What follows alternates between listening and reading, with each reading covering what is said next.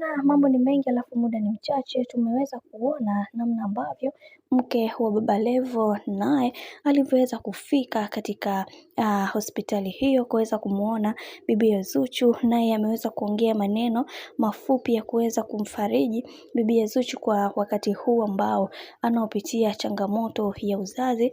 Lakini watu wengi pia waliweza kumpa pongezi juu ya kile ambacho kilichoweza kutokea. Tumeweza kuona namna ambavyo maisha yake yalivyokuwa na misingi na mikakati iliyo bora zaidi, kwa sababu kila mtu alitamani sana kuweza kuona maisha ya bibi Zuchu yakiwa katika misingi na mikakati iliyo bora zaidi, na wengi wao wakasema wacha tuone mwisho haya yote itakuwaje, maana kila mtu anaamini ya kwamba maisha ya Zuchu imebeba historia kubwa sana katika maisha yake. Kumekuwa na migogoro, kumekuwa na vuta na kuvute juu ya yale ambayo yanayoendelea kwa kipindi hiki, lakini tunaamini ya kwamba hakuna kitu ambacho kinachoshindikanika katika hii dunia, kwa sababu kuna vingi ambavyo vipo na kila mtu anatamani sana kuweza kuhakikisha maisha yanakuwa katika misingi na mikakati iliyo bora, kwa sababu kila mtu anaamini ya kwamba kuna vitu vingi ambavyo vimeweza kutokea katika maisha. Hivyo